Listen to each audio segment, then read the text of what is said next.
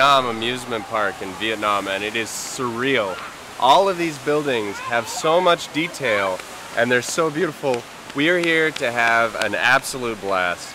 I am really excited to see what a theme park is like in this wacky country, and I'm actually kind of terrified because I hate roller coasters, so it's exciting.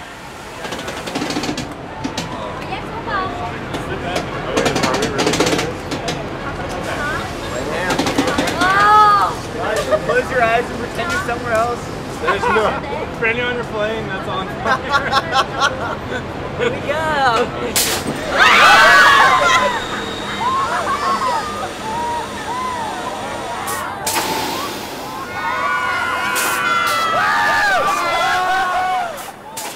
So we've been to a number of the amusement parks here in Ho Chi Minh City, but I was talking to my friend Hugh, and that's when he told us about Dai Nam being built. And so we started talking to some other friends, and everyone got really excited about it. So we just said, hey, let's organize a trip to Dai Nam. So a bunch of people ended up coming. They helped us out and get out there, and it was so it was originally Hugh that planted the idea, and then us that actually ended up organizing it, inviting people from our class, inviting other friends that we've made. And so it was a pretty sizable group, and I think everyone had a lot of fun.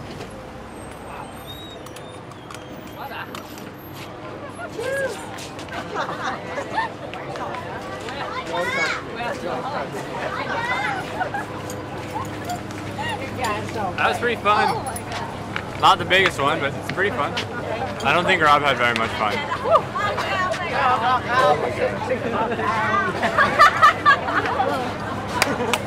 You okay? What's the matter with you? I'm alright. I hate you guys so much. God, I hate you guys.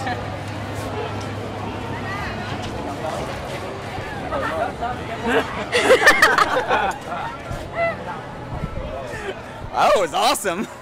Are you ready? One of the most interesting part about the roller coaster rides was that at some point this huge storm moved in and started pouring rain and lightning, and as you were up on the top of the roller coaster, you could look around and just see for miles and miles and realize that it was the tallest structure probably outside the city.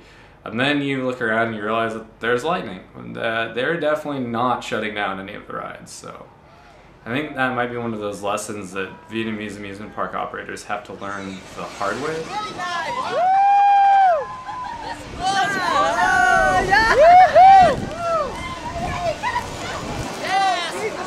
Do you see who this figure is on the left? So, Buddha, and then you have Tran Hung Dao, who's one of the rich generals of the Vietnam's past, and you have Ho Chi Minh. Ho Chi Minh is written into the mythology of Vietnam and takes his place next to Buddha. But what really amazes me about this is that there actually is an air of sanctity in here. A little like if you went to a giant cathedral, but we're in the middle of an amusement park. I mean, theoretically, this isn't really a temple, unless there's a really different conception of an amusement park. This is like putting a cathedral in Disneyland. Yeah.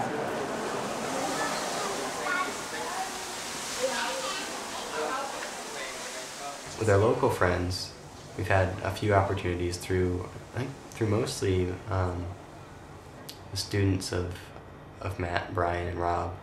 They had a number of different friends through that, and we were able to kind of, they were happy to show us different places, take us out. Our one friend now, he's kind of a mutual friend now, Mr. Jin. He one day we went out to the countryside, and he wanted to show us his home. So we met his family. It was a really, really cool experience for me, very memorable. Just to be invited into someone's home, sit down and have a tea and talk with his dad. And, it was a pretty cool experience. Yeah. Yeah, the flatman, yeah. Yeah. He's a general. General. General Jin. General Jin. I like it. So yeah, TV from Vietnam. Yeah. 2, 3, action! Being friends with Vietnamese people has been amazing. First, I've mentioned that they're just the most generous people that I've ever met. They're very warm. They feel very passionate, and like they're on fire. Their personality is very fiery, and so we have ended up on these great adventures with Vietnamese people. Why won't they sting you? Why? Yeah, why do we not need to worry that they'll sting? Yeah, yes. Because it really it's not dangerous. If you don't touch it, it will sting you. Don't sting you. Yeah. And then after that, we had a pretty cool opportunity to head to it was like a zoo or amusement park kind of thing. We had a chance to see some crazy animals and bears and ostriches, and all sorts of birds. Somewhere in the email where this had gotten planned, we were told that we are going to be able to mount ostriches. I don't really understand what translation program he ran it through that gave him that sentence, but I'm pretty interested to know what he actually meant. And so we walk in the park, and the first thing we see is a huge statue of an ostrich. So I asked him, we ride these, huh? He's like, oh yes, we definitely ride these. Like, we get on and we ride the ostrich. Oh yes, we ride the ostrich. So I still don't believe him, and I actually think I had a bet with someone that I was convinced that somewhere I'd either read an article or watched a cartoon where it clearly laid out that it's impossible to ride an ostrich. I mean, they could just peck at you from every angle. It's ridiculously unsafe. There's no way anyone would let you ride an ostrich, much less do that to the ostrich. Oh, wonderful!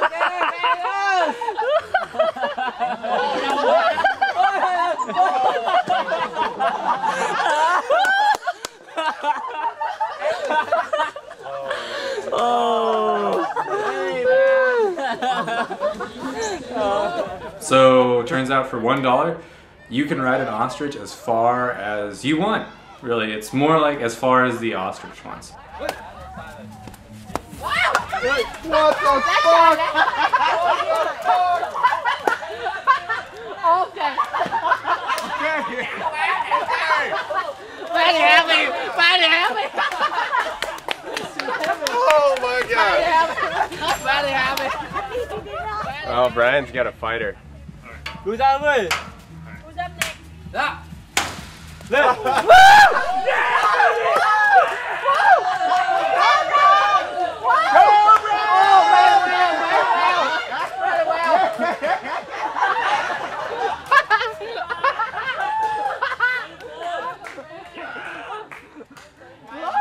It actually was incredibly painful to fall off that. I just Really? jumped up. Oh, my ostrich ran like 13 paces and stopped and said no.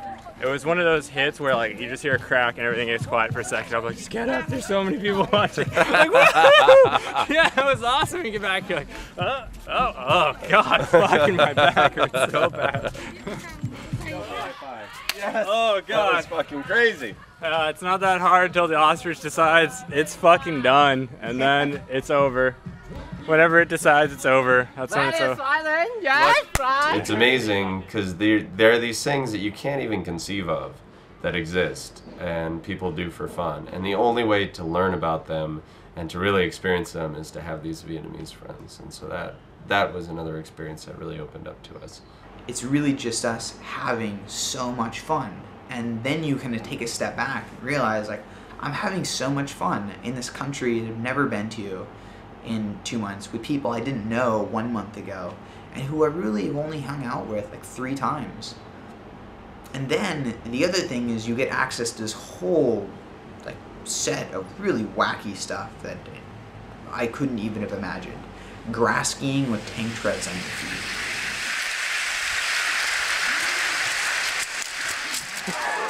So after we went and rode the ostriches, grass skiing was it was a little bit of a letdown. It's pretty dangerous. You get some ski poles, which are completely unnecessary and just act as something you could possibly stab someone else with by accident or on purpose. And then you put on these weird treaded boots that are many sizes too small for large Western feet. And ski boots, which I think make a lot more sense when you're skiing and you have to protect your ankles more. And then you go down a very gradual slope at the bottom, and then you get up and you walk again. The novelty of it is pretty outrageous. It was basically a day full of incredibly unique experiences, very Vietnamese experiences.